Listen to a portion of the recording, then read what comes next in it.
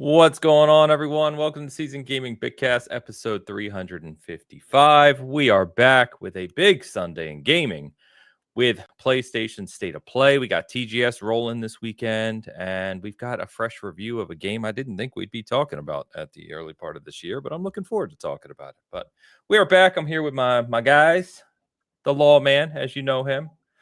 Hoglaw is here. How we doing, my friend? Good morning. I'm one of Ains's guys. You're one of my One guys. of the boys. I'm hoping nobody noticed that I literally slammed my mic stand right when we started the show and I tried to do the intro. So I'm trying to correct in real time here. How we doing? I'm okay. How are you? I'm okay. Travel has caught up with me. I sound a little radio today. I'm not feeling so great, but Hogue said my voice sounds better than normal, which take it as a compliment. We're going to roll with it. I just said we should get you sick before every show. That's all. What's the little Anyway. What's the teddy bear behind you? I'm trying to figure out what that is. That's Tiny Tina's rabbit. Come on now. Oh, okay. Yeah, I can't see the ears. The ears are cut off with the camera. Yeah. Yeah. Okay, cool. Yeah. Mr. Ty Guy's here. He's got a fresh review you're going to be talking about. How we doing? McClunky. Good to be here, friends. And yeah, excited to talk about all the stuff that's going on in gaming, and including my psychotic and unhinged review of Baby Steps. I'm ready for this one. Yeah, it's going to be interesting. Yeah. But yes, we've got, like I said at the start, we had a State of Play. We have Ghost of Yote reviews. We got Hades 2 hitting 1.0 finally. Ooh. TGS is rolling. So got a lot of stuff to talk about this week, which is great. But of course, before we get to that, we got some things we got to get to. So first, I want to quickly shout out, I don't think anyone on a small screen or phone will notice, but our frame here, so Shush, one of our regulars who's created these framing graphics for us, has updated this a little bit with some different shading and coloring to make it a little better if you're watching on a big TV or something like that. I don't know why you'd want to see the three of us in very large size, but if you do, hopefully this helps a little bit with it being not so bright and in your face. So shout out to our good friend Shush for doing that. We've got a couple things at the top. We've got the Legend Vintage Willow. I'm just calling her Legend Willow from now on. Gifting 5 season gaming memberships to kick us off before the show even started. Thank you, as always, Willow. Say it every week or nearly every week. Super appreciative of that. So thank you. And, of course, Googleman kicks us off with an early super chat as well. Googleman, 81, 10 euro super chat. Something Evie Pomporus said on the Diary of a CEO podcast recently made me realize all should play Baby Steps. Bolt Thrower is a cute, fun band. I got nothing. I mean, I know what Baby Steps is. Who's Evie Pomporus? I don't know that answer to that one. Diary of a CEO made me realize we should all play Baby Steps. It's interesting. Okay. Well, and what's Bolt Thrower? Is it actually a band? Sure. I don't know. I'm the wrong person to ask about bands. You got us this morning, Google. I mean, you usually do a pretty good job, but yeah. I'm 100% stumped, but I agree we should all play Baby Steps. All right. We'll look that up in the meantime, but Google, thank you. As always, my friend. Appreciate it.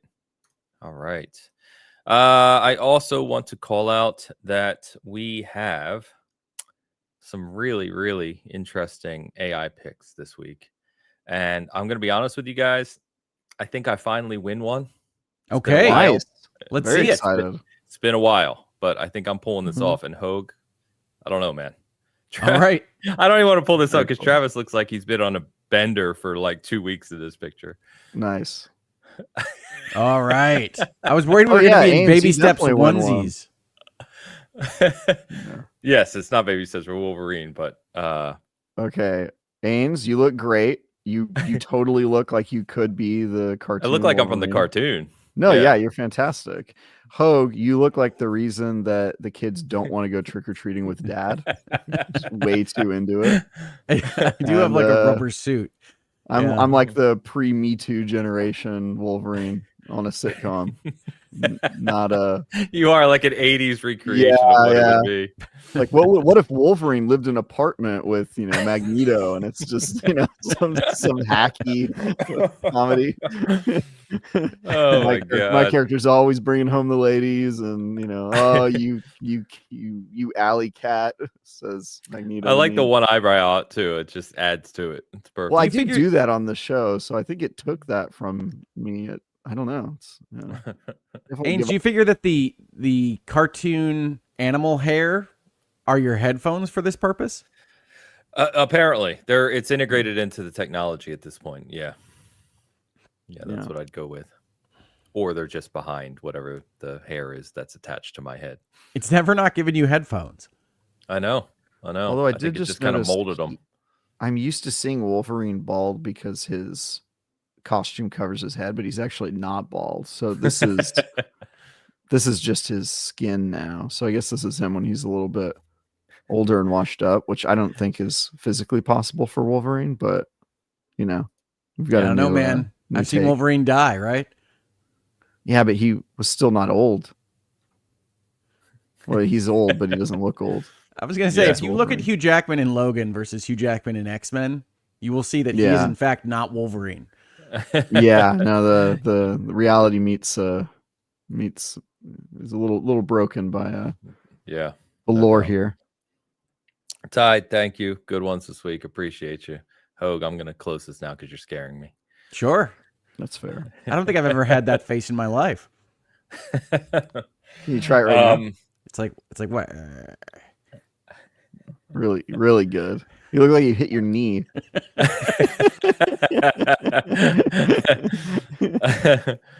Oh my god. That's good. So thank you, Ty. Thank you, Shush, and thank you, Googleman and Legend Willow, as always. So, all right, let's go ahead and get into it here. So, Travis, I think for once, because you and I have reviewed several games together now, or in parallel. We often talk about how you are generally a little more critical than peers on your review scores. And yet the game Baby Steps, which is an obviously comical game, or supposed to be comical, you'll tell us about it, that many people really didn't know what to think of. You're coming in way higher than the average on this one. And you said this is a 9. It's amazing. Tell us about Baby Steps. Yeah. So I relish the opportunities where I'm an outlier, but it's pretty rare. People say I'm more critical, but if you actually look at OpenCritic or Metacritic, I tend to be like right in the middle, which annoys me all the time. So I'm actually happy to have an outlying opinion on this one. Okay. It is rare. So this is a game that I knew was going to be divisive because it is weird. Every part of it's weird. Like, it is very obviously published by Devolver Digital, which is something you can tell as soon as you start playing the game, because it's just tone and aesthetic is I always think of Devolver Digital as like they're the publisher equivalent of like Adult Swim. You know what I mean? Like, their games are just weird and odd, and if you get it, you get it, and if you don't get it, you don't. And I have a pretty good history with Devolver Digital, but some of their games are a little too experimental and weird, and sometimes they nail it. And so I kind of like their vibe. This game is divisive because it's extremely hard to play on purpose. For those who don't know, it is a game where you play a overweight neckbeard guy who suddenly finds himself on a hiking trip, and he can barely walk, and you have to control each of his legs independently with a trigger and then a stick to basically choose which way he's leaning. And so you're constantly leaning and lifting one or more legs. And it is very crazy. The first moments of the game, you're literally just face planting constantly. You can't move more than a couple feet without hitting the ground, if you're lucky. Like, I was even slower than I think most people, because I was trying to like walk in real time, and that's just not possible. You just can't. You can't walk like a normal person, and I was trying to, so it took me a while to get used to it. And I think a lot of people, but yeah. Does anyone remember QWOP? Yes. So it is made by the same people. Are you serious? Yeah. I didn't know that. Yeah. So the guys who made QWOP and Getting Over It with Bennett Foddy, the game where you're in a jar with the pickaxe and you're flopping around. If you've seen that game, I don't think which so. are, I bet you would recognize it if you saw it. It was like a very like viral game, but it is made by the same team of people I did not know that that. made That's those hilarious. games. And so they have been at this for a while, and I do think that this is like their magnum opus of that idea, because their entire like brand is, what if we made games where it was intentionally difficult to just even do the basic function of movement. And I think QWOP is hilarious, but it's obviously not like a serious game. Getting Yeah. Over It with Bennett Foddy is funny, but it is so unapproachable that even like an average player couldn't play it. And I think the beauty of Baby Steps is that it is legitimately easy enough for anybody to get through the game. But the fun in that game is that it surrounds the golden path with interesting stuff that you can optionally do. And so it kind of basically lets you choose your own difficulty, because the basic hike is like you just going up a hill, and it has certain areas where like things get a little bit more challenging and they force you to like learn stuff about how the character moves. But every area has like or you could just walk up this kind of easy version of this and just get to the end. And so you could blow through the game in a couple hours if you do that, but it's hard to, because they show all these like glittering things off to the side where it's like, oh, this is at the top of a temple. And if you can figure out how to like wiggle your way up to the top of this temple, you get an extra cutscene, or you meet a character that you don't meet if you don't go that way. And so they all have like little story bits that you can get along the way. So a couple of things about this game. One, if you can get through the beginning, which is incredibly frustrating at the very beginning when you're like learning the very basics, and like they're not helping you because they're just like, figure it out, dude. Like you move one leg, you move the other leg. How hard could it be? As it turns out, there is a ton of depth in this game. Like until the very end, I was learning new stuff about like how you can make him move, because there's all these little nuances, like the fact that the triggers are analog, so the harder you pull it, the higher his knee goes. And so you can use that to his advantage if he's like walking downhill by taking like tiny steps, or you can use it to your advantage if you're like, you have to get your leg up on something high. And then the other thing is like the precision of where you put the foot is really specific and delicate, and so you can like hover your leg over things and then place it down gently. And then also, like when you push on one trigger to lift that leg, he like pushes down on the other one in a weird way, and so you can basically use that to like kind of climb things. So there's all these like intricacies you figure out as you play, and it's all just like you trying to figure out how to move this guy in a very basic way. And it's really funny and fascinating. So it does that. The difficulty is optional. You can make it one of the hardest games you've ever played by pursuing like all of these side quest stuff, but it never makes you feel like you have to do any of them. They're all completely optional. It's sort of a game about like you figuring out how you can have fun at the game and appreciating the difficult moments. And maybe you try something for a little bit and you just go, this is too hard. And then you kind of F off and go do something else, or you just stick at it. And then when you finally get it, you get that like great feeling of like, I did it. I got to the top of that castle or whatever the heck it was you were climbing. I pulled off that stupid thing. And that's super satisfying, obviously. But then it also has a story that at the beginning of the game feels like it's just there to make you laugh, and it's kind of a nothing story, but it evolves into something where there actually is a story that the game's trying to tell you. And it's both a story about Nate and about getting kind of fulfillment out of life and self-confidence and being bad at social interactions, and a lot of stuff I can relate to personally. But it's also kind of a meta narrative about the types of people that play games in a weird way. And I've seen all these articles this week that are really interesting, that are like people taking really big kind of lessons from this game, or getting like touched by it in ways that were a little lost on me. But it's just interesting to see different people kind of taking different things from it that were really cool. I think it was the GameSpot review was like focused a lot on the story, or maybe it was an article, not the review. But yeah, there was just some really cool takes that I saw that kind of made me go like, oh wow, that's awesome that somebody got that out of it. Yeah, PC Gamer did one on like the pointlessness of game playing, or not it being pointless, and the pointlessness of life, and this whole thing. And I was like, cripes, this is in this game? Because every trailer looks like you wander into a mud pile and then are made fun of by Australian men. Yes, that is how it starts for sure. And also just goes throughout. I mean, it is a comedy game. It has like a lot of vulgar moments. There's characters that are like naked for no reason. And just like, there's like a lot of goofy things in the game.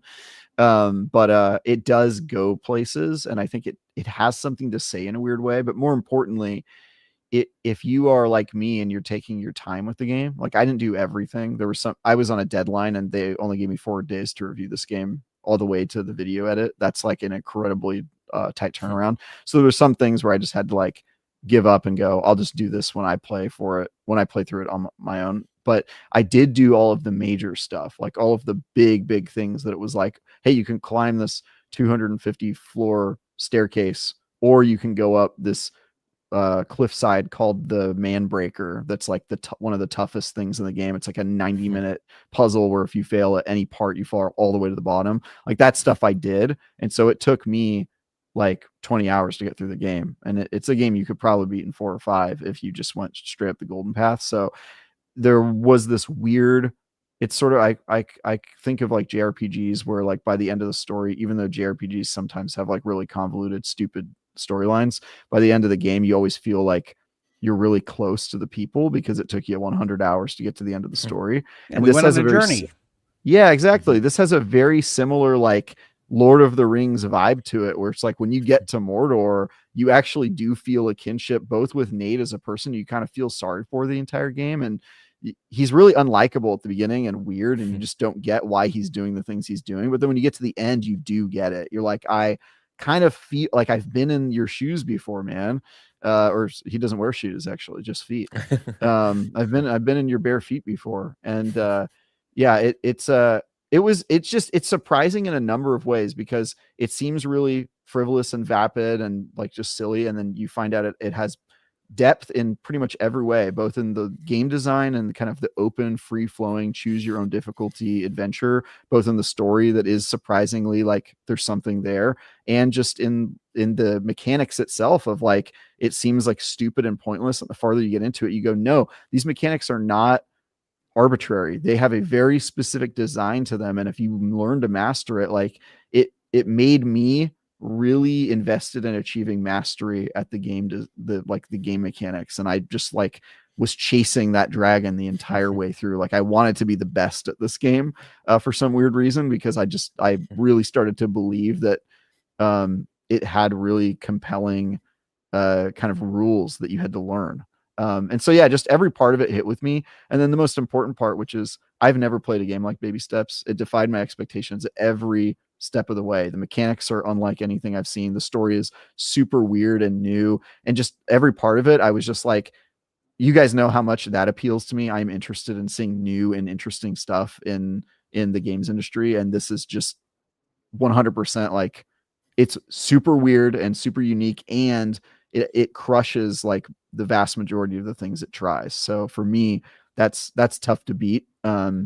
And so for me, it's an easy 9. And this is one of those games I would jump on a soapbox and defend if somebody said that it was a 7. Like I have a very differing opinion, but I definitely understand how the people who got to 7s got there, because I read some reviews where it was very clear that they either just took the golden path or they just got frustrated and put the game down and never made it to the end. And there were times in this review where I wanted to do that, because it can really piss you off when you fall. It has no checkpointing system. So if you fall all the way down a mountain, you just got to walk step by step all the way back up. If you rage quit the game, it saves you exactly where you are every time you turn off the game. So, there's no rewinding or anything like that. Like it doesn't hold your hand. But it is a very cool, very unique game that I think everybody should give a try.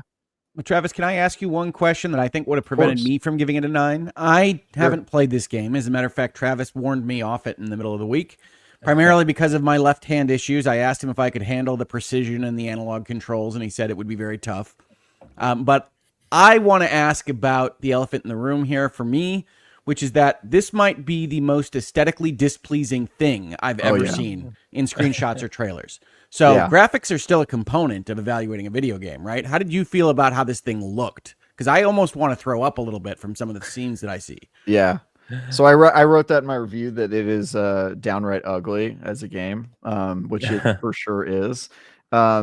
And I guess the thing I would say about that is that it looks as good as it needs to. And once you get used to the fact that like the faces and the environments are like off-putting, it has a very dreamlike feel to it that gets more dreamlike the longer you play it, and it kind of makes the aesthetics fit with the game in a weird way. Like when you're at the beginning and your character's like in their apartment and is just like being a immobile neckbeard, you're kind of like, wow, this game is ugly. And then when you get to the location, I don't want to do any spoilers, but when you get to the location, it starts to make sense why things look a little weird. And it just was never a problem to me. I don't think games need to look like beautiful to be a 10 out of 10 game. I just think that they have to their graphics and their frame rate and they have to serve the game and what it's trying to accomplish. And for me, I think it weirdly fits with the like a kind of weird creature-esque vibe that I just got from this game.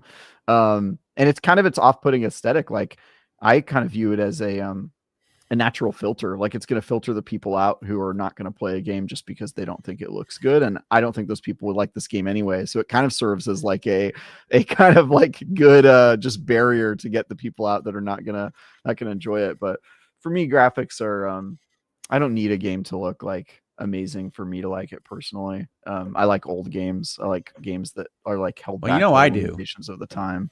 But yeah, I mean, the first like hour or two, I was like, wow, this game is straight up ugly. It also has like a weird amount of pop in considering what it is. Like, really, you wouldn't think a game where you walk really slowly and that's the entire mechanic has like objects popping in, but it does. So that was one of the things I talked about in the review is like, yeah, technically this game is just a nightmare, and I don't know how it's running as badly as it runs, but it's not like the frame rate is crashing. It's not like you're messing up the game mechanics and falling because of something that was happening in the game. Like you're always very clear what a surface will do if you put your foot on it. And yeah, just like the actual gameplay part of it is never held back by the way the game looks. And honestly, most of the game you're staring at this guy's feet and the surface is just below it. And so you're not really looking around a whole lot when you're actually like in the game. You're staring at his feet, like trying to focus on making him not tip over. So they have that advantage, I guess, as well. Yeah, no, I appreciate the answer. Actually, I think that's a really good answer. I play a lot of indie games. I play a lot of older games and retro games. So I don't need photorealism and see all the shiny lights and all the ray tracing. But I think I do need to not be repelled by the aesthetics on my screen. This game, like I said, it's like an Adult Swim show. It kind of seems like it wants to repel you a little bit. And for some people, they are repelled. And I think you can see those reviews. You can read those reviews. They're there. And then for the people who it weirdly clicked with, like a Adult Swim show at 2 a.m. that just makes you laugh for some reason and your other friend finds it not funny at all. Like some people get the joke and some people don't. And I got this joke. It just clicked with me. Yeah. I think you've defended your 9 very well. Thank you. Yeah. Sounds interesting. Confirmed. If it wasn't so crazy with game releases right now, honestly, it sounds interesting because I love it. It's cheap. It sounds I found that out this week. Yeah, how much it's cheap and it's $18, I think. Yeah, it's 20. It's 18 if you've got PS Plus, but it's $20. Yeah. Okay. And honestly, Ains, this would be a great one to stream. Like it's so fun to watch people like process what they're seeing and also figure out the mechanics piece by piece. Like seeing somebody go through that journey, I can imagine is really funny. Actually, I know it is because I made Dee play the first couple hours of the game. Which is crazy. She took to it way faster than me. Like the first hour, I was like, I don't know about this one. Dee played it 5 minutes in. She was like, I love this game. I want to play this game so bad. I was like, all right, more power to you, Dee. Like, so yeah, it was, it's cool, man. If you're open to weird experimental games, I think you should give it a try. Hogue, I do think it would probably be too frustrating since the entire mechanic is like how sensitive and precise can you be with your left hand specifically. I am left-handed, so no problems here. Yeah, I know. Ains I appreciate the honesty there. I really did ask Travis. I saw his review. I read his review.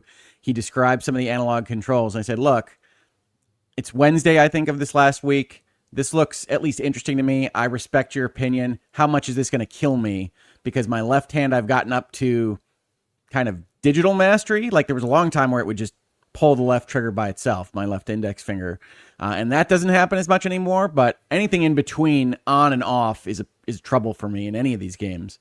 So he said baby steps is probably a bridge too far. Yeah. Although it would be a good training exercise if you ever want to, Rocky that. Take it to OT. Yeah, exactly. Yeah. So. Well, you did ask Travis about that. So Travis, thank you. That sounds cool. I may have to check that out. And I've been meaning to, I really need to raise some money for Extra Life this year. And I've been thinking about what I'm going to stream. So maybe later this year, we'll do some funny streams of baby steps. That would be cool. I would watch that. I don't like watching streamers play games, but this is the type of game I would for sure watch, like a friend of mine, like process and go through their initial reaction. It's just really funny. All right. Also, the game really did make me laugh. I must say, the writers of this game, they've got some comedy chops, like they knew what they were doing. Cool. Well, Hogue did ask you about baby steps, and then Hogue did a 180 and counter to his commentary last week of Silent Hill's aesthetic does not interest me at all. He said, fine, I'll go and buy Silent Hill, a game that costs more than 3 times as much as baby steps. Yes, Hogue, this was the entire interaction. You're an enigma, my friend. So I started Silent Hill as well, but sadly, I came home from traveling this week to my AC unit completely seizing and having a whole bunch of work done on my house these last 2 days. So I have not had as much time to play it as I liked because my house was in disarray down here in the game room. So where are you in Silent Hill, Hogue? How many, how far are you and how you liking it? Early on, I would say. I mean, it's almost certainly early on, a few hours. And first, I want to say I have the utmost sympathy for HVAC issues with anybody's home. It is the worst feeling to just have a random 5-figure bill on your door. Awesome. So I'm sorry about that, Ains. Yeah, it literally seized from when my wife left for the airport and picked me up. We got home and it felt weird in the house because it's hot here, and we were like, "What's going on?" And anyway, doesn't matter. Silent Hill. Silent Hill F. Okay, I really, really like Silent Hill F. I was not anticipating picking it up, to be fully honest. When I was looking to buy a game and I was thinking about baby steps, and I went with Silent Hill, I forgot Chronos existed. So sorry, Bloober team. But bought Silent Hill. It was on the front page of the store. I'm an easy sucker for that kind of stuff, and really thoroughly enjoyed it. Now, I can't decide whether to keep it in Japanese or move it to English. I think both presentations are good. I don't like reading while I'm in some kind of action game setting, so that's my problem. I don't like moving my eyes where I don't want them to be when I'm fighting a monster in a foggy Japanese village. So I would like to say that this game has been everything that I would have wanted coming off of the Silent Hill 2 remake. It is weird. It has a lot of interesting lore. It's well handled with the diary in this particular game. It doesn't have a cool animation for picking up the map, which I miss, but hey, it's the same kind of game as that Silent Hill 2 remake. And the combat is not great, or if it is great, it isn't great at the start. I haven't gotten far enough to see it be great if it is. It is clunky and mechanical. You can see why they were rejecting the associations with the Dark Souls series, because it has absolutely none of that fluidity. It's not designed that way. And it shouldn't be, right? Silent Hill is not an action game franchise. No, the combat feels like Silent Hill. Yeah, it's clunky and perfunctory, and you feel like, I guess if we didn't get any better than that, that would be good enough. That's how you feel about it, but you're not in Silent Hill for any of that. You're playing it for the weird psychological horror, and this one delivers that in spades. I think teenage girl in the 60s in any country is interesting enough, and it's clear that they've got some things to say about that particular role is as part of this game. And so I think it's really, really well done. I have been surprised at how much I like it. It got subsumed, as we'll talk about, by Hades 2 later in the week in terms of my time. But I really like Silent Hill F, and I'm looking forward to playing more of it in October, where things like Silent Hill live. Yeah, I generally agree. I'm very early as well, probably even earlier than you. So I'm maybe less than 3 hours into it. But already I like it.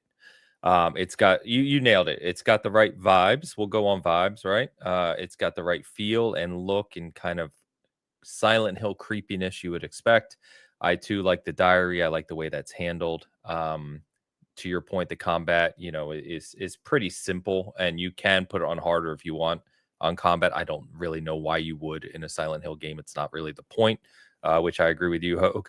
But yeah, I'm really enjoying it. I'm really looking forward to playing more. I got home to Chronos and Silent Hill because I still buy physical. Both of them were waiting for me when I got home from traveling. So I decided to start Silent Hill first. I have Chronos installed. I haven't started it. So we'll talk hopefully a little more about that next week. But yeah, it's a good time for horror. And to your point, we're coming up to horror season. So I'm looking forward to going through these games. I don't really have anything else to add on Silent Hill. It obviously reviewed extremely well. So I will just say, sitting at like a high 80s on OpenCritic. A lot of people really love this. And can we just say it's the first new mainline, what I would call mainline, not like the little experience they released last year. What was that one called? Like what? Last Call, Phone Call. I can't remember the something subtitle like that. now. It's something. Yeah, Call. Me neither. Silent Hill Call. It was Silent Hill. Social Media is Evil, and it was not very good.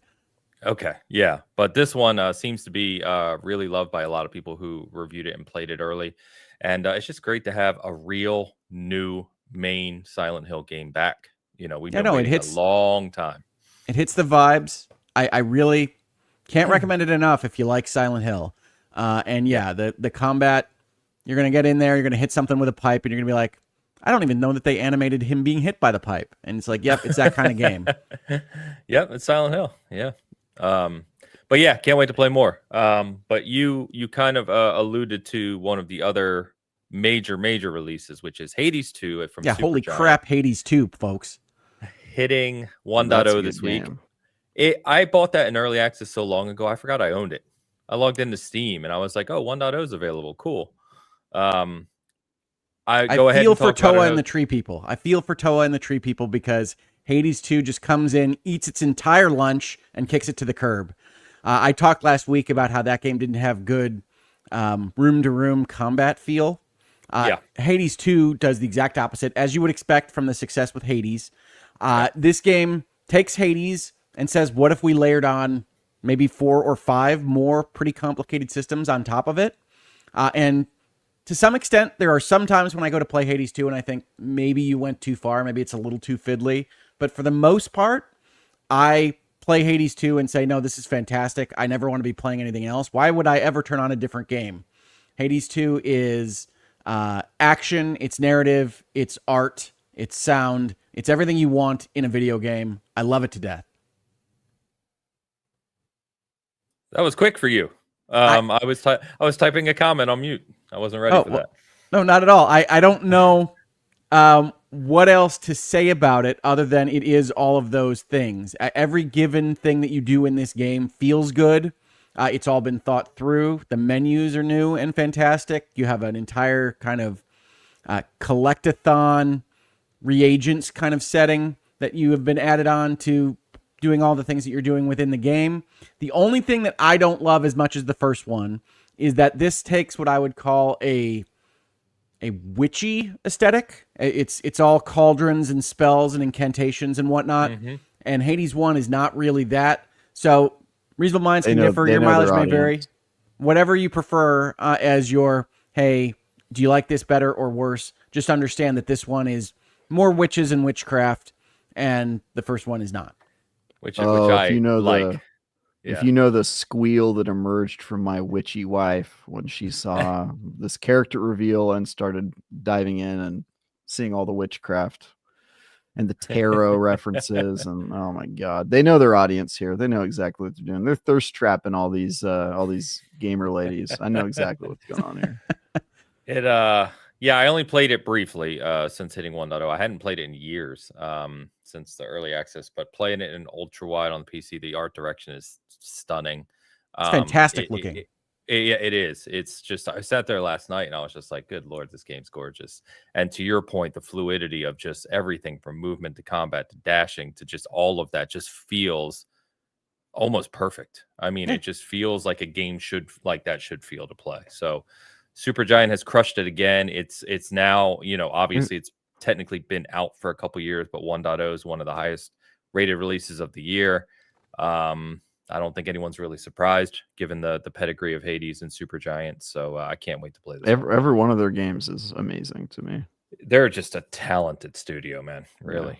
Yeah, well, they were the ones that first put like narrative at the forefront of this kind of approach to making games. I mean, Bastion I played 4 times, 5 times, and from there they've only gotten better at it. Yeah. What's the one that was after Bastion that I think is super underrated? Lady in a Computer.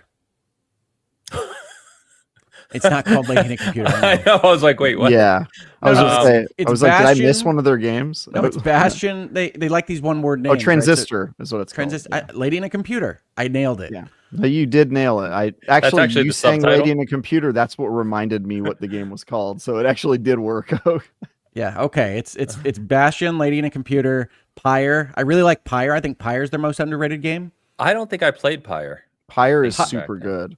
It is very underrated. Pyre is a sports game with a Supergiant narrative grafted onto it in a fantasy world. That's an interesting way of describing that, but I'll take it. It is, though. Oh, I remember this. Yeah, I don't Pyre think I played this yeah, one. Pyre I think is their most underrated game. It doesn't get nearly as much love as their other games, but I would say it's like easily a 9.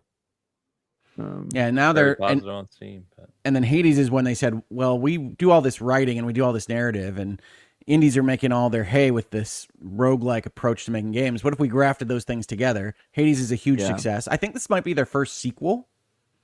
If I'm thinking about this correctly, I think there's an expansion to Transistor. But Hades 2, the only thing that I could even see possibly going wrong with it is that if they keep layering on systems on top of what they've already shown me, it could get to be a little bit much. Gotcha. Okay. Well, awesome. Yeah, big congrats to that team over there, and cannot wait to put a lot more time into that one. So I'm really excited, honestly, to buy the physical one on the Switch too, as well. So awesome. What else you guys got in terms of currently playing? Because we've obviously got a lot to talk about with PlayStation State of Play and TGS, but any other games you want to call out? Well, I mean, do you want a Hogs Notes or do you want a more generalized what I'm playing? Hit us. Surprise. Because on what I'm playing, I'm mostly playing Trails in the Sky first chapter. I've talked about this now in a couple of weeks. This is going to be very high on my games of the year kind of calculation. I love Trails. I love Legend of Heroes. This is such a smart design that they've put together for this remake. I've already said this, but I just keep playing it, just keep having a great time, and I cannot recommend it more if you like JRPGs at all. So I've been playing that a ton. We talked about Hades 2 and Silent Hill F. My Hogs Notes here are unique. I actually think I've got something that's probably weirder than Baby Steps, which I've been enjoying, but can't actually recommend to anyone. It's certainly not a recommendable video game. It might be a recommendable art project, entertainment experience thing. But if you haven't heard of this, check out Blippo Plus. Oh, we previewed it. I played it at Summer Game Fest. That's my favorite subscription service. Which is essentially a full motion video game that pretends that you are in the late 80s and early 90s, going and finding random channels on your cable box and flipping between them before weird things start happening on the news. But if you're imagining this and you're thinking, oh, that sounds like an interesting setup, take your expectations down like 6 notches. This is like your favorite improv group, or what I used to refer to as campus television, which was like the actor kids that would put together skits and put them on your free channel when you were at the college that I went to. And imagine that as being a video game. You'll get an inkling as to what Blippo Plus is. But my kids and I have been having fun watching this thing, and it is one of the stranger experiences that I've played in my history of games. I want to recommend it to people, but I can't. So here we are. Blippo Plus is a thing that exists. You can see for yourself whether it sounds like something that you might be interested in. It's strangely compelling to watch kind of the plot progress as part of these various ridiculous television shows. All of them are about 1 or 2 minutes long, so you don't have to spend too much time in them. But they really hold to this kind of meta reality that the premise of this is that you have tapped into a cable channel or a cable network that is from another planet across the galaxy, and they find out at the same time that they're accidentally sending it to you. and all of the things that go with that. But it is ridiculous. It is kind of low budget. Like I like my FMV in video games, but I cannot recommend it whole hog to anybody in particular. You know that this was originally made for the small portable system. The Playdate, yes. Yeah, the Playdate. We actually met with the developer of this game at Summer Game Fest. So Ray talked to him and played it and did a short preview of this before it released because it just came out on the Switch and something else, right? Steam, maybe? Steam, yeah. It's on Steam and Switch. Yep. But yeah, it's definitely unique to your point. So again, it's cool to see to Travis's earlier point. It's cool to see developers just thinking outside the box of like, what else can we do in this kind of experience game land? And it's pretty wild. So well, people get on my case for calling the Sam Barlow games video games, right? Immortality, Her Story, Telling Lies. I've had people say those aren't video games, Rick. If you think those games aren't video games, we actually have to figure out how to progress the plot and where things are secrets and kept. This is like a couple of notches less video game than that. You really are just clicking through channels, and when you have watched enough of the channels that are available on any given like session, you will get a email in your like TV guide channel that says you've got a new packet available, and then they will update all the channels, and you can go and watch like the next week's progression, which I imagine happened on the Playdate with updates, because the Playdate automatically updates its games every once in a while for you when you have that system. I imagine this was rolled out that way, where they would just do an update every week and you'd get the new packet. On Switch, or I imagine on Steam, you just get that when you watch enough of the programs. So it's all put together and you don't have to wait out a real-time deadline. But it is strangely compelling. It is awful. And it is good fun. But you'll know better than I do about whether or not this would even possibly ever work for you. Yeah. So check out the trailer. Check out our preview if you want to know more about this before you go and buy it, because it's definitely unique and it's it's something. Awesome. And by the way, for anyone listening, that's Blippo Plus. So it's one word, Blippo with a plus sign. It's not like Blippo, comma, plus. It's all one. So. All right. You can watch my new sitcom where I play Wolverine on Blippo Plus. You could subscribe. That is exactly the kind of thing that you would find on Blippo Plus, by the way. Exactly. Is Travis in a dress shirt that looks like Wolverine's costume. Yeah, I'm actually I'm working on a review right now, but it's a mock review, so I will never talk about it. So I'm playing some stuff that's not out yet. That's my life right now. I didn't know they let IGN reviewers do mock reviews.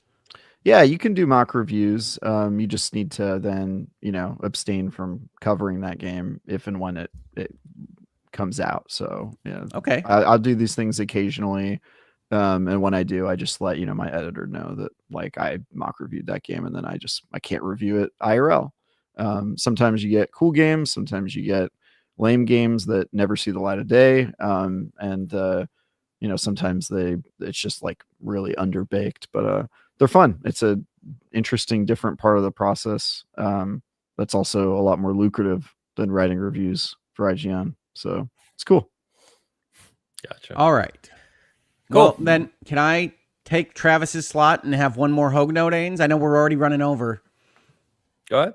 All right. So I think folks probably know this about me, but I really like the roguelike time super simple game formula that has popped out from Balatro on. I've got a game that I play a lot of called Peglin, which takes the concepts of Peggle and slaps them into a roguelike game where you're traveling through a fantasy world. But there's a demo out this week that has become one of my obsessions that I really, really love on Steam called Slots and Daggers, which is a slot machine that you're filling the wheels up with different like symbols to do different things like swing with a sword or hit with a poison dagger or shield yourself or heal yourself or all these things. And you're fighting these monsters as you go through a roguelike progression.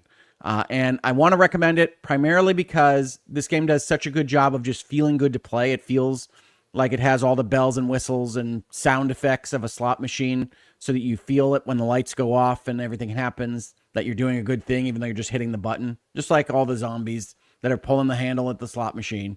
But I really think it's a good model, and I think people should check it out. It's only a demo right now. I don't even think it has a release date, But if that sounds good to you, that's the last thing I want to recommend. And then we can move on with the rest of our conversation. Yeah, I saw this one. We got a PR email about it. But there's just so many now, so I hadn't actually looked at it. This looks pretty cool, and there's no release date. You're right. It does say coming to PC later this year, so I guess it is launching before the end of the year, assuming they hit that, of course. But it seems pretty done in terms of design. It's just a matter of how much they have left to program, because the demo only has a couple monsters and a couple of symbols. Yeah, gotcha. Okay, cool, very cool. All right. Well, let's jump over and reminder, shout out to the 150 hanging out with us here today. So appreciate you swinging by. We're going to get into state of play and TGS. Just a reminder to tickle Google's buttons, hit those likes, hit those shares, help us out a little bit. We'd appreciate it. Let's start with the state of play, guys, considering that's our cover story this week. And even though I put Wolverine on the cover, it's not the game I want to talk about, but we'll start with it anyway. So Insomniac finally shows Wolverine. A lot of speculation about this one since they did the little tease a few years ago now. We finally get to see gameplay. My own personal opinion, I'm excited to play it, but it's not like one of my most hyped games. It's Wolverine. It's Insomniac. I'm sure it will be good. It looks bloody. It looks gory. It looks fun. Very action heavy. But other than that, it's not doing a whole lot for me personally. But where do you guys sit? Because Hogue, we can talk about Spider-Man 2 story separately, but I know generally speaking, you really like Spider-Man, right? And Spider-Man 2018 was one of my favorite games of the year. I loved Spider-Man Miles Morales. I love Insomniac as a company for the most part, but their last release is Spider-Man 2, which is probably my biggest disappointment of the generation. So looking at this game, you said we got gameplay as an example. Kind of, maybe we did. We got a Wolverine slicing and dicing people. We didn't really get what that might look like as part of our experience gameplay wise, but we didn't just get renderings or anything like that. Wolverine is a lesser character to me than Spider-Man. It's less interesting to me to explore, and nothing in this little preview suggested that I should get really excited about this. I'm already kind of over the Marvel paradigm, period. And me too. And this game looks fine. I agree with you, Ains. Insomniac is to be trusted on delivering good gameplay and probably a pretty exciting world to run around in. But they also delivered Spider-Man 2. Can't get around how bad that was. So for me, I grew up loving Punisher and Wolverine, so Wolverine interests me more than Spider-Man. But obviously, we have to see in terms of story. There's a lot of ways you could go with Logan, Wolverine, X-Men, and where this is going to sit and what their story they're going to tell, what villains they're going to have. But Travis, where are you at on these games, man? I don't really recall your current feelings on the superhero games or Wolverine as a character or anything like that. I'm not super interested in licensed games. Generally speaking, I think you usually have to operate inside of a box that I don't like games to operate into. And then you have the side effect of a lot of those games end up doing my least favorite thing, which is video games parroting Hollywood and just trying to do that. I was pleasantly surprised that it's as gory and violent as it is. I thought that they probably would default to just a blood-free Spider-Man type situation. So I think that part is a little interesting. It's also pretty different from what we've seen Insomniac games do. So it's a little bit of them getting out of their comfort zone from what I can tell. Meh. I didn't really see anything that blew me away. It's whatever. It's a Marvel character. He's slicing things up. It's very cinematic. It's anybody who knows me knows that these are the types of games I'm least interested in seeing more of, just generally. I'm more of a baby steps guy myself, real gaming. I don't know. It's just not my vibe, man. Well, and I think that they were overcommitting to the goriness, right? It seemed like the entire purpose of that preview was let's watch the claws go through some skin. It's this is what we're going to deliver. It's great. I don't care one way or the other. You could have delivered it Spider-Man style. You could have delivered it like you have shown us here. That was not what I care about. Obviously, they think some of the audience cares about that. I think the internet a lot of the response suggests that they are right in that. Yeah. But that's not the preview for me. Tell me why I should care about this thing. And that preview didn't do that. I don't care about you having drinks with the voice actor. I don't care about all these various things that you put on my screen. And so I hope it's great. It's glad to know that it's still being worked on. But it's not Spider-Man, right? Spider-Man is such a more interesting character to me that I just don't see how I can get excited about this particular project. Okay. Yeah, I do like the I did like that they showed the kind of mature rating or whatever you want to call it around the blood and gore, because that is Wolverine part of his character. But to your point, I wish they would have kind of focused a little more on here's the story of Wolverine we're telling. Wolverine's been around a long time, like most of these old school heroes. There's a lot of different stories and ways you could, or pick in what this game is going to be. We really didn't get a whole lot of that. So, yeah, I'm curious to see more. But I would have been way more interested in this game if it took place during the Civil War, which Logan canonically fought in. That would be way more interesting to me. Oh, yeah, that's what I mean. Like, there's so much. Which side did Logan fight on? I'll let you decide that, Hope. I don't know the comics well enough. He fought on the north. What's side. known as the right side. Yeah, the right. He fought. Yeah, let's just leave it vague. He fought on the right side of history. Yeah. Now I just imagine a right versus left American Civil War, not politically, just literally the East versus the West. Oh, I see. Yeah, like an old school gangster rapper. Yeah. Now let's talk about the actual game show, which was Saros. Yep. You're right, Ains. My hype for this game instantly elevated to probably my most anticipated game. Battlefield 6 is around the corner. We're going to remove that one. But after that, it is 100% Saros now, bar none. This looks like Returnal expanded. Returnal's already an incredible game. Housemarque in terms of mechanics, kind of shooter mechanics, movement. They nail that stuff. This looks so damn good. I've watched that trailer multiple times now. I cannot express my excitement for Saros, and it's not even that far away given gaming releases. We got a release date of March 20th, so can't wait. This is easily going to be up there, assuming they hit the mark we expect them to for my game of the year next year. Yeah, I mean, I think the biggest issue with the Saros reveal is it looks like Returnal again. Yeah, but Returnal, I think, probably is my favorite game of the generation. Certainly my favorite new intellectual property game IP of the generation. Okay. So there are worse things than being Returnal again. That's the biggest concern that I have with it. But I agree with you entirely, Ains. This was by far the best looking thing at the show. And it's not that far off into the distance, we don't think, if it doesn't get a 6-month delay. Sure. But everybody's really scared about GTA 6, so everybody's going to be trying to hold to those spring releases if they can. And I think there's a lot of reason to get excited about it. Yeah, me too. I think what they showed of the new mechanics, obviously building on Returnal, excite me. It looks like it's going to be an even bigger challenge, which obviously excites me. And obviously it looks really stunning. I'm kind of curious, I'm indifferent about having a real actor play the main character. That doesn't do anything for me personally. I like Raul, but I don't care. But I'm kind of curious about the story they'll tell, because for those who didn't finish Returnal, yeah, they got to tighten up the storytelling a little, I think. Yeah, it was the meaning of the story was very strong, but the way in which it was told was a little disjointed. Didn't really detract from the game too much for me, but I hope they fill that in a little better. We'll see. Yeah, it was their first crack at really telling a story in anything that they've done. Kind of a meaningful thing. Yeah. Travis, what'd you think? Yeah, looks cool. Very talented studio.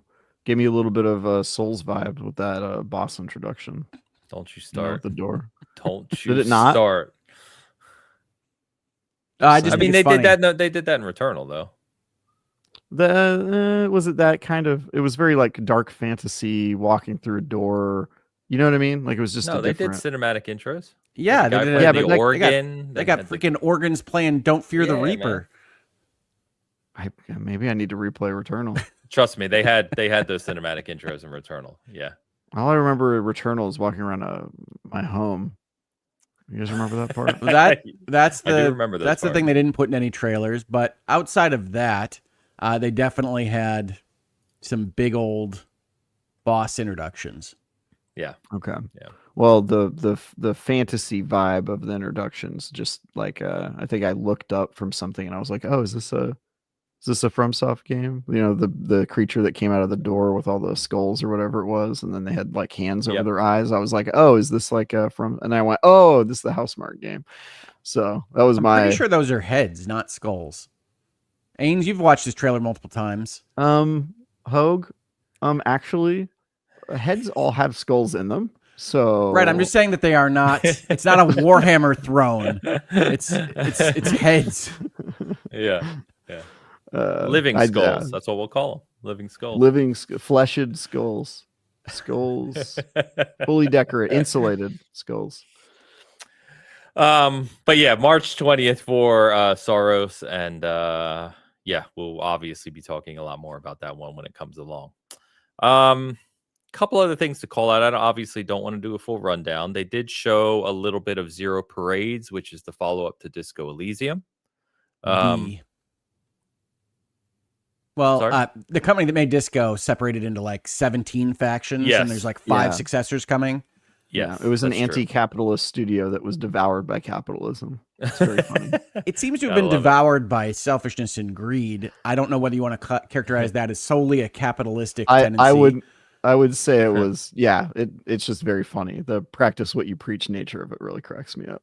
Like, well, I mean, as soon as they got a taste of success, they were like, actually, let's kill each other over this money. That's not wrong. And this is what I would caution my clients about forming collectives about, which is to say you want some pretty stringent guidelines around what happens during a success condition. Hey, let's pretend Disco Elysium makes us hundreds of millions of dollars. What happens then? Well, they didn't have a plan.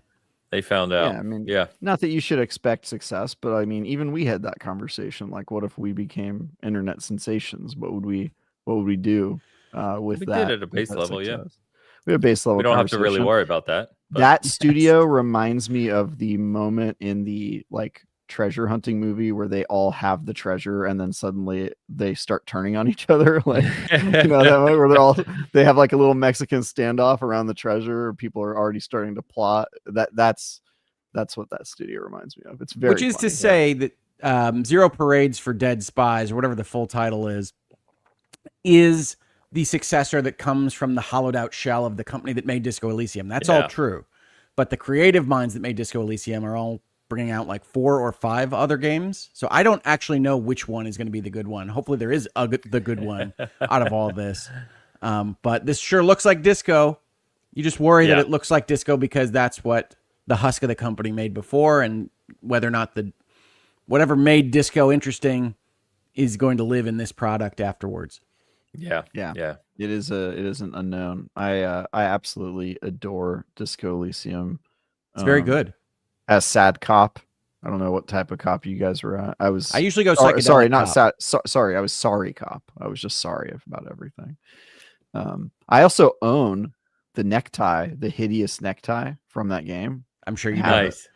I have it. Yeah. Nice. You got to wear it next week. I'll remind you. I should. Yeah. I've actually never worn it because it doesn't really go with anything. I don't know if you guys know. No, I always jack up the stat that lets me talk to inanimate objects. I think it's Inland Empire. And just go crazy with my conversations. I can't remember. I've started that game a couple times. I can't remember what I did, but that game is really damn good. It's very cool. Yeah. I almost reviewed that. It's very disco. Damn. It is very disco. So we'll see what comes of that. To Hoag's point, I'd be surprised if lightning struck twice. Right? Yeah. Exactly. Yeah. I think one of these will be good. We're gonna have 700 bites at the apple. Yeah, that's fair. One that should be good, obviously, if you like this sort of game, is Neo 3. We got the latest look at that, which is now has a release date, February 6th. So I know, Neo has been a success, but I think for people like myself who enjoy these games, I'm hit or miss on Neo. I like aspects of it. I don't like other aspects of it. I'm hopeful that Neo 3 going a little more broader landscape, kind of open exploration. That's my type of thing. So I'm hoping I like this one more than the others. But you got a very Neo-esque trailer here in this state of play. So I would imagine if you liked Neo 1 and 2, this one's going to be right up your alley. Well, don't you like it just that it's more linear than other like Souls-like That games? was what I disliked about 1 and 2. There were closed areas that you explored one by one, and this one they're going bigger, like connected world, more like a From game. I just have to remind myself that I have Kazan at home. Yeah, you do have Kazan. That the Yeti is not the end of the game. That there's hundreds of hours of content. Not even the end of the demo. Not even the end of the demo, as you remind me so often. Almost every show. And then I don't need to buy one of these because I really like Kazan, and any of these new ones is unlikely to hit me in a better place than Kazan does. So just get off my butt and go play more of that. Yeah.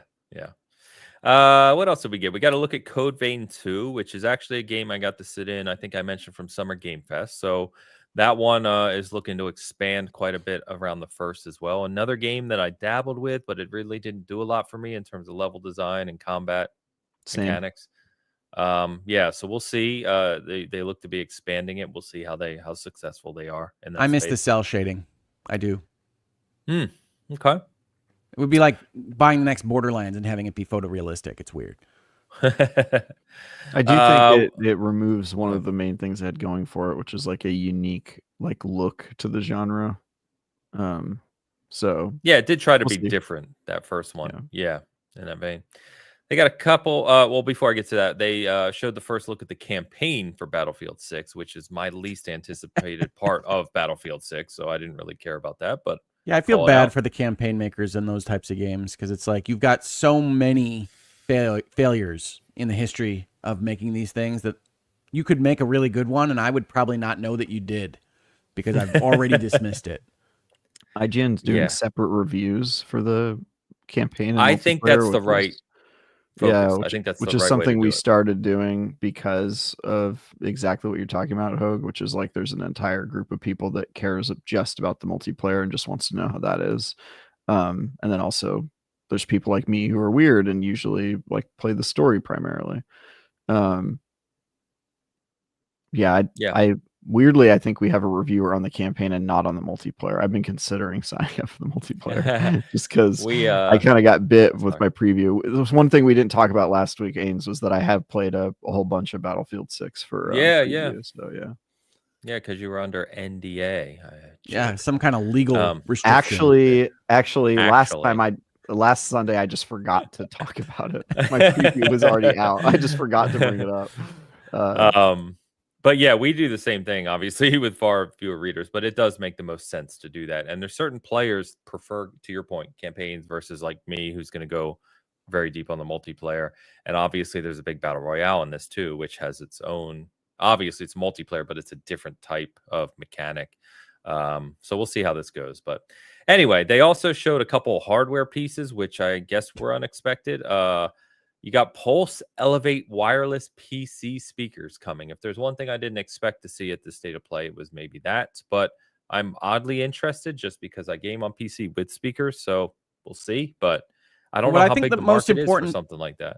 I think the most important thing about that announcement, we know Sony is a hardware company first.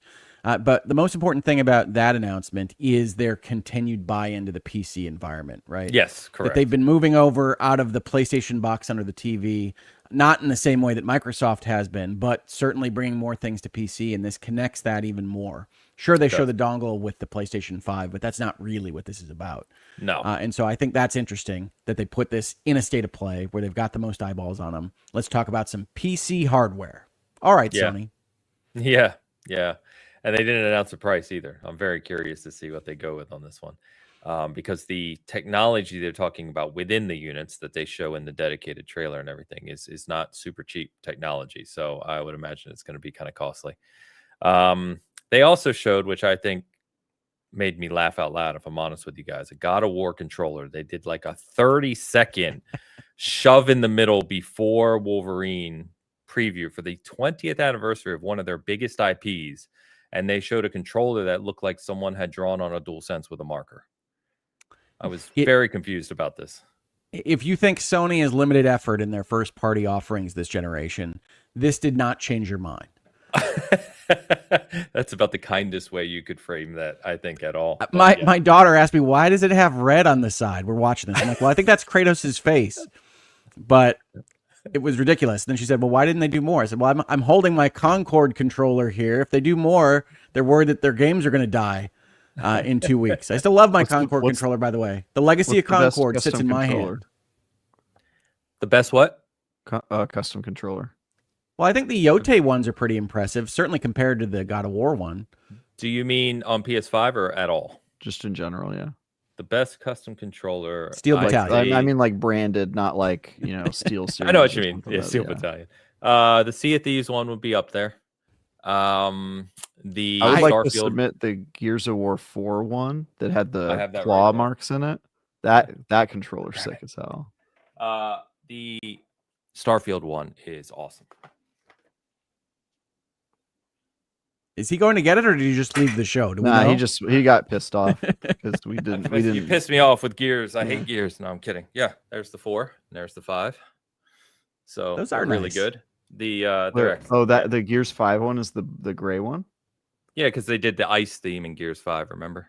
Oh, that's way less cool. Here, show the close up of the 4 with the one, claws across the buttons. The claws in it. I mean, that's a cool ass. And it's not just like painted claws, like they're actually dug in. They use a laser to do it. They did it on the console too. Like they showed a video of how they did it. And Xbox always, whether you like Xbox or PlayStation, doesn't matter. Xbox puts way more effort into their like licensed devices than Sony does. Sony's really bad at it. I also have the Elite 2 Halo controller, which I think is really cool. The one that looks like Master Chief's armor. I have that as well. Yeah, that's a good one. The Gears Elite is a great one too. Xbox does this way better. They just do. On PlayStation, I quietly say I really like my Concord controller. I like. Yeah. Hey, that is actually an antique, bro. That is an antique. That might be worth something someday. That's the legacy of Concord. It's worth something right now. It's worth more than double what it was originally. Yeah. Yeah. Well, hold on to it. It'll go into the Sweet Baby Inc. Museum or something. I don't know. But anyway, this state of play I don't know about you guys. Overall thoughts, it didn't do a whole lot for me. Saros was the clear winner. That's really mostly what I cared about. There's obviously some other games that were shown. But, we skipped a whole lot of junk, but it was just junk. I'll go with filler. Yeah. Filler, junk, whatever. Filler, I hardly know her. No? Nobody like In that? any event, yeah, I thought the state of play was pretty bad. Yeah, it didn't do much for me. Just you could have given me the Saros as an independent trailer, and I would have been just as happy. Yeah, well, give me a 40-minute Saros deep dive like you did with the Kirby Racer. I know we don't have Sakurai over at Team Sony, but I would love to see a deeper dive into Saros. Yeah. Anyway, so that is the state of play. Let us know something else. Obviously, it's worth calling out. We did get the Ghost of Yote reviews came out. Seems to be really beloved. It is super strong rating. Yeah, so it's very high 80s, right around a 9, generally speaking. And a lot of the ones I've read from people I know and trust generally say that it is a better told story, a better protagonist, and better world generally to play through than Tsushima, which is good. Great. Yeah, I agree with those are the vibes of the reviews. I'm actually surprised at that. I thought there would be a fall off of some kind because I think Tsushima has a good story for one of these Sony over-the-shoulder open world action adventure type games. I wound up really liking the finale of that game in particular. And basically every reviewer says this is a stronger story with better characterization. So I am hopeful for it. I wasn't excited about this project at all until I saw some of these reviews say that kind of thing. And so I am looking forward to it. I hope it doesn't suck, gentlemen. Sadly, I would have jumped on this on day one, but I'm still addicted to Borderlands, which I didn't even talk about. Yeah, I'm playing that as well. With Battlefield coming, like Silent Hill F, Chronos, Hades 2. There's too many games. Like I'm just gonna wait on Goats because I know I'm not gonna put the time into it right now. So I did get the plates for my PS5 Pro though, the gold ones. Hell with it. The gold plates. The what? You got the gold plates for PS5 Pro, you 1%er. Why don't you go buy 3 of those Xbox Series X ROG Allies, you rich some bitch? Actually, only one of the 3 of us bought that, and it ain't me. Yeah, it was Hogue. Crazy decision by Hogue to pull that out. I'm busy asking Travis whether I should spend $18 on baby steps, but I'm dropping 1,000 on the other line. Yeah, you were like, does baby steps run on the ROG Ally Series X? And I was like, no, Hogue, it's PlayStation exclusive. You're like, I'll buy it anyway. I'll buy that in Silent Hill F. Yeah, and he's like, whatever, $20, $1,100, same thing. Well, on that note, we can jump over to some TGS stuff where pre-orders did go live for the ROG Ally S and X, the Xbox branded ones. 600 and 1,000, which I saw a whole bunch of the insiders saying it wouldn't be 1,000, so they're crushing it as always. But here we are, $1,000, and one person on the show did order Actually, one, and he likes to wear ties. I don't know if you can pick out who that is, but yes. All right, Hogue, tell us about it. Why'd you get it? Travis, I'm really curious about why you got it, honestly. You went out and pre-ordered this as soon as you saw the price drop? I did. He's like, look, bargain. it's not my ideal price. Obviously, it should be 3 or 4 times more expensive, so that it's less attainable to the plebes and the proles of. I'm assuming you mean that you would like the tech to be 3 or 4 times as powerful, and you'd be willing to pay that much. No. You just want to pay more for what is already in the box. Yeah, if possible, please. No, all jokes aside. Yeah, $1,000 is a lot. Thankfully, I have a job that lets me not pay for this stuff. So I was like, yeah, I'll buy that. That's a work expense right there. So don't take my purchase as an endorsement. But I do think I will probably be the only one at IGN to have one of these things, which affords some unique opportunities to review games on dedicated hardware and that sort of thing. I'm also a device freak. I have all the devices. Like I have the regular ROG Ally. I've got 2 Steam Decks, got the PlayStation Portal. I just have these things because I have to, as a condition of my job. If I want to review a game, I have to be willing and ready to say, and here's how it runs on the portable device. So, like with Baby Steps, for example, played a little bit of that on my Steam Deck because it is Steam Deck certified. So you gotta be prepared. They are good to have handy to that point. You're right. Yeah, it is. And also I feel like it makes me a little bit more thorough in my reviews, which I'm a little obsessive about. I actually am interested in this one. I have a pretty robust library on Xbox just because they're the platform I've made a lot of my like purchases on over the years. And so I think the price is bad. The hardware looks good. So we'll see if it actually runs. And then my big question mark is, will it have compatibility to my satisfaction? And that is the $1 million question, because I think it's the thing that every other device so far has completely failed at. And so if they can be compatible with the vast majority of games that you own on Xbox and run them well on a portable device, it could be a game changer. There's also the question of battery life. My ROG Ally's battery life is pretty decent. My Steam Deck's battery life, both of them last about 4 minutes unplugged before they die. So there's that question. But yeah, I'm interested to see what this will do, and it costs me nothing to try it, so I'm in a very unique situation. But would I recommend the average person play this or buy this thing? Not yet. I haven't put my hands on it, but my guess is $1,000 is probably too much, even if it's amazing. Even if it's great, you're going to have more fun with the Switch 2. Yeah, exactly. So yeah, and I heard someone on our Discord, because there's a lot of conversation about this, make a fair point. I think it might have been Eric, actually, which we got a super chat we got to get to, but he said, it feels like people are forgetting the S exists, right? Which is 600. So there is a huge gap in price between the X and the S. Now, I think the obvious question is, okay, but how does the S run games? Is it like a base Steam Deck? We don't really know all these answers yet. It is more powerful than the Switch 2, worth noting. The series, the S version. The S is more powerful than the Switch 2, which is pretty funny. I mean, it is more expensive than the Switch 2 as well, so I would hope so. But it's worth noting that like people that are already bought into the Switch 2's relative power in the mobile market might be better served by just getting the S, and I'll be interested to see how those go. I didn't get the S version, so Yeah, I don't think so. I think the beauty of the Switch is the native ecosystem that the games just run. It's just a Nintendo. You're playing those games.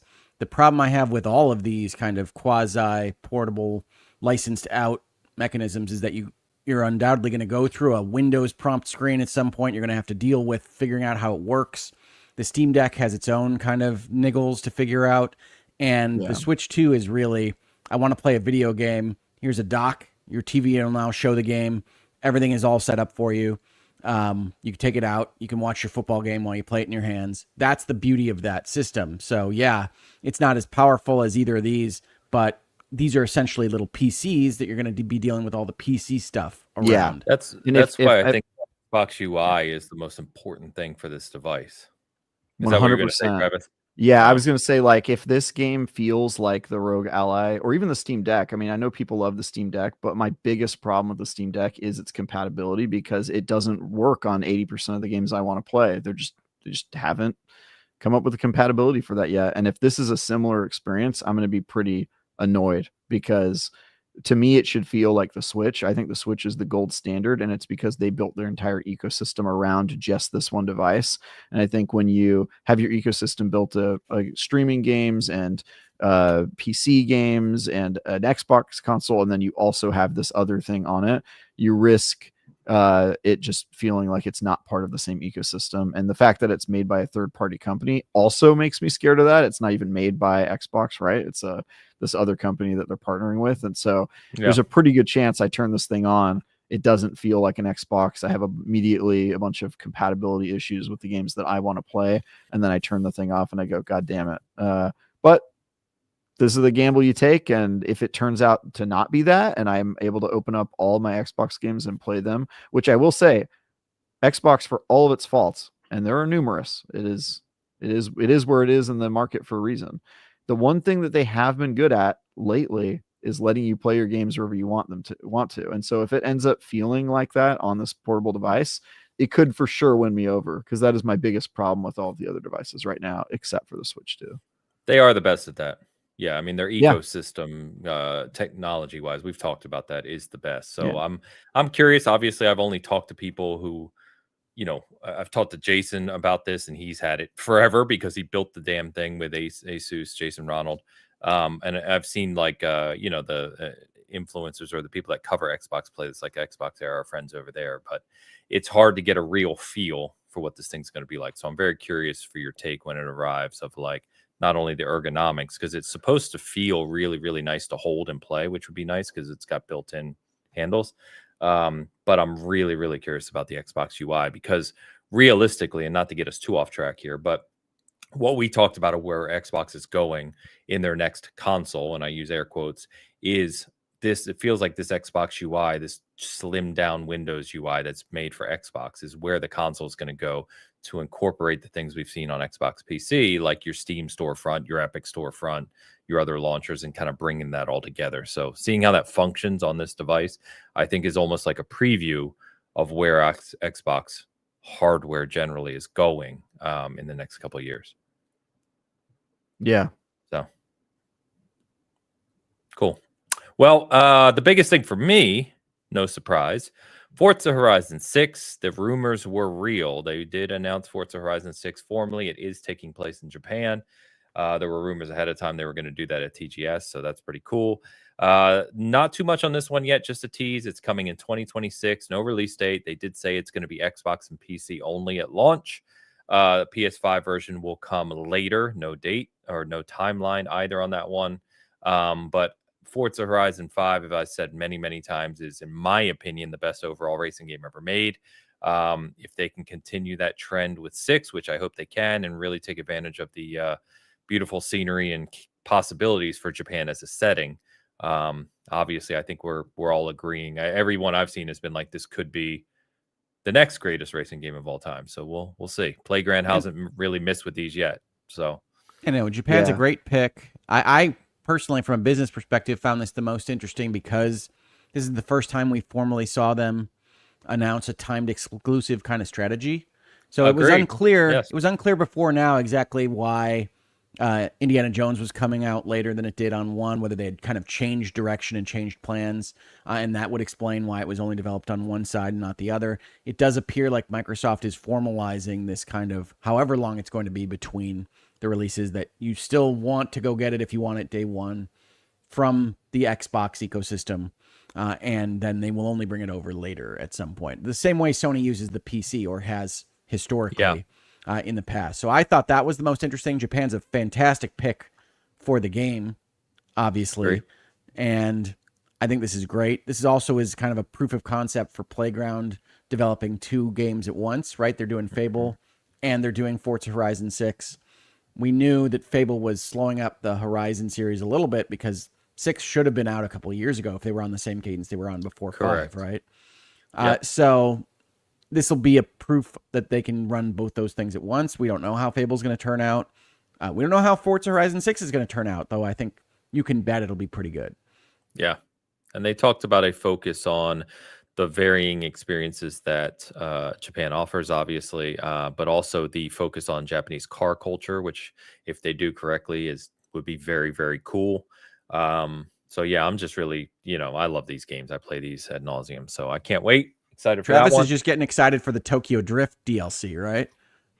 Yeah, I mean, they actually have done a Fast and Furious crossover in Forza Horizon before. Yeah, it was pretty cool. I have every achievement in that, jokes aside. And Yeah. I'm not an achievement guy, but I 100%ed that. Yeah, well, I told you guys my relationship with the last Forza game, which was on the Wiki team. It was one of my only times I helped the Wiki team out, so I'm very familiar with that game.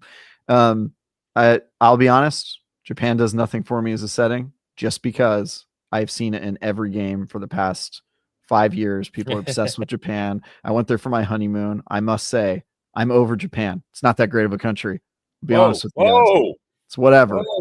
Okay, it's whatever. It's fine. This is our shortcut this week. We're gonna cut this out. It was standing up our little hobby industry for a long time. Sure.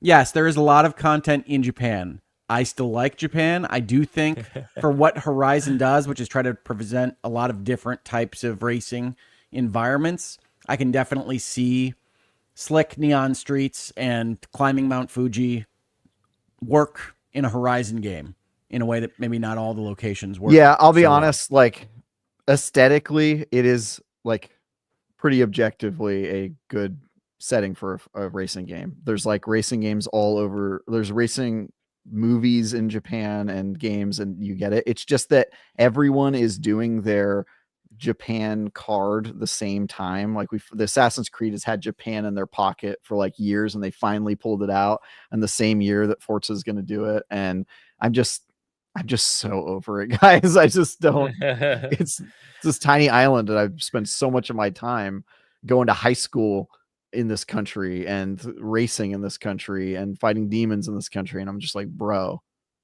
why? That's where the demons live, Travis. You got to fight them there. There's demons everywhere, Hogue. So hard. That's okay. People can boo me. Go for it. Go for it. I get why people like it. It's just so overdone. I'm allowed to be annoyed by it. Yeah. Regardless, all signs point to this being an amazing game. So we'll see. A couple other things we got from TGS, and obviously there's all kinds of trailers and announcements and other things going on. But Crimson Desert was a very popular one for us in terms of like anticipated. It was up high on the SGF list. So we got a release date for that one. That's March 19th, which, if you're keeping track of our show, is one day before Sorrow. So buy Crimson Desert. I'll talk to you later. But I hope that one's good. It definitely made a lot of waves at Summer Game Fest. There were queues to play it. It looked fantastic in motion.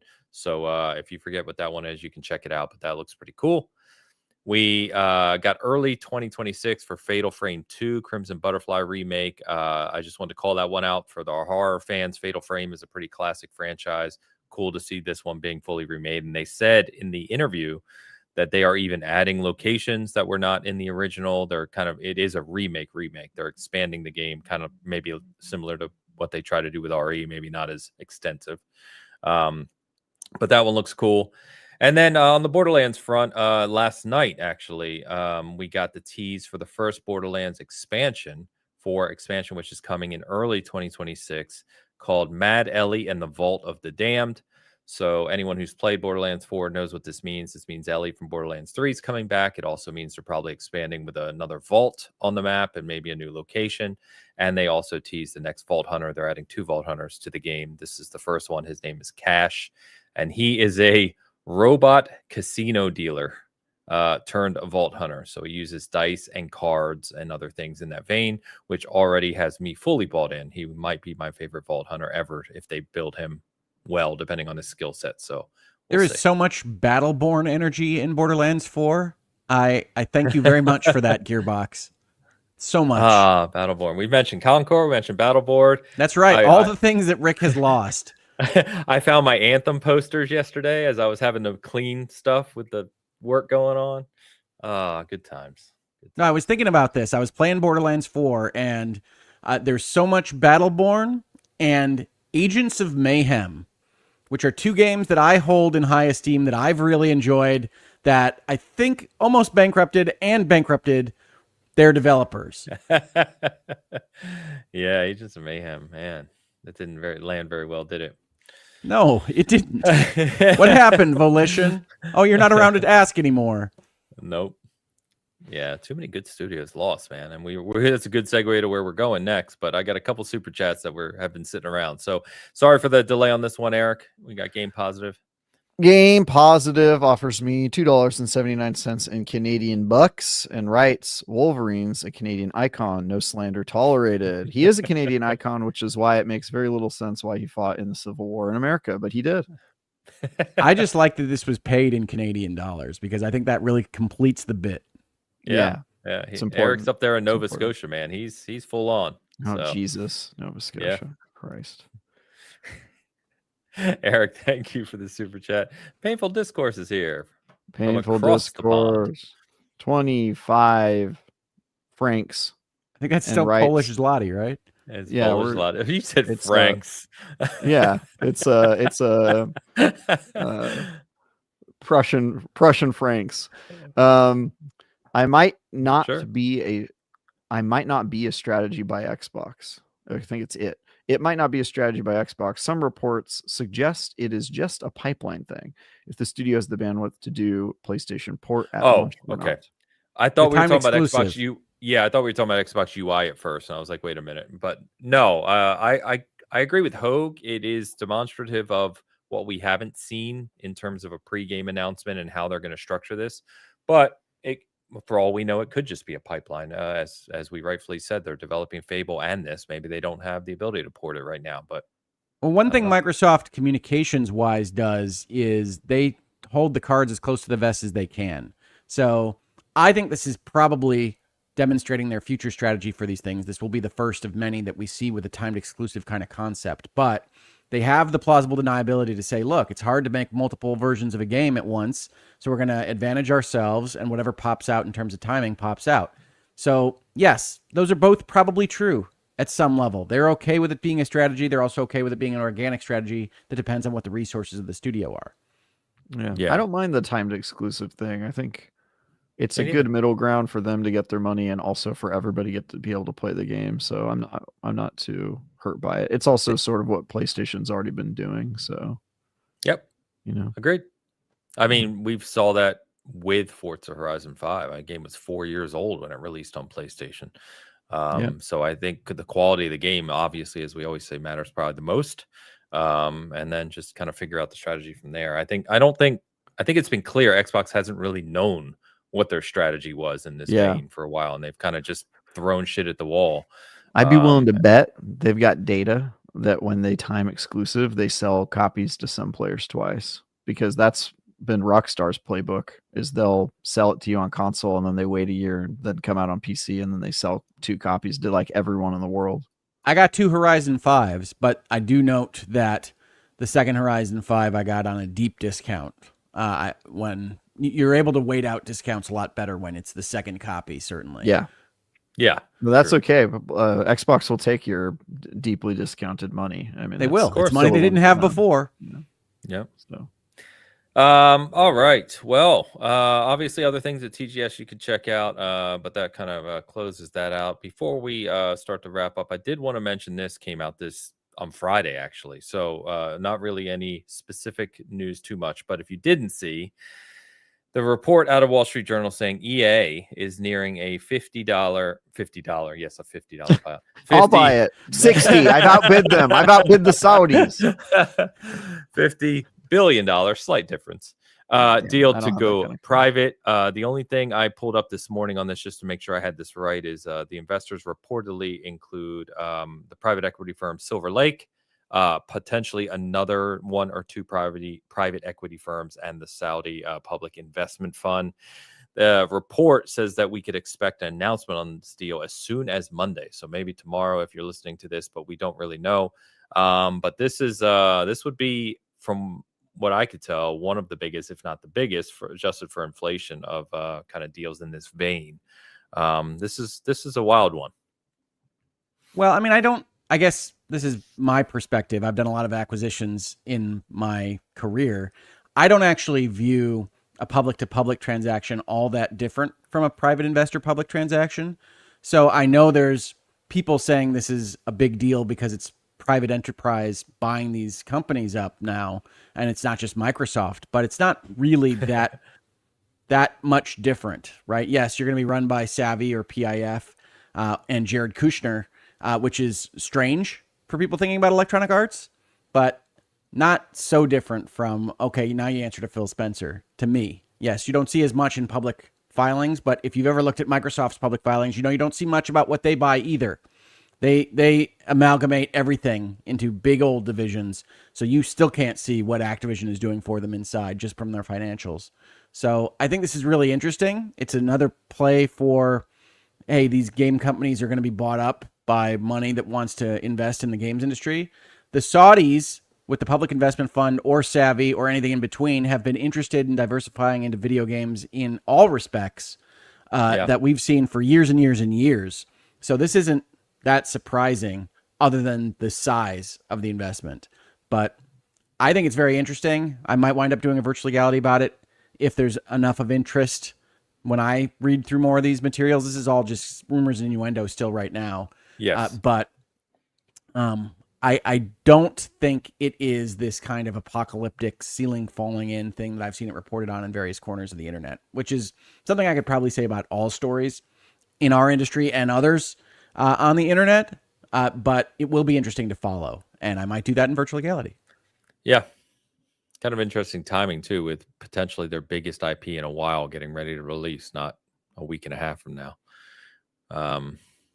in Battlefield 6. So anyway, just we'll see what happens. Obviously, if anything happens this week, we'll talk about it more next week. But just wanted to shout that out because it just kind of came up on Friday. So with that, boys, I think that's going to wrap us up. Reminder to everyone, this week we get Mortal Kombat Collection. I know a lot of people are looking for it. We've had comments on that one. And Lego Party, I will shout out again if you're looking for a fun game to play with your kids or online with friends. It seems like it's going to be a blast. Go. Objection to this list. So you've got Mortal Kombat Collection. You've got Lego Party, September 30th. Great day for games. But how in the world do we not mention that Final Fantasy Tactics, the Ivalice Chronicles, is coming out on the same day? That is a huge release. Because I know that you would mention it. Oh, really? That's the understood. I like it.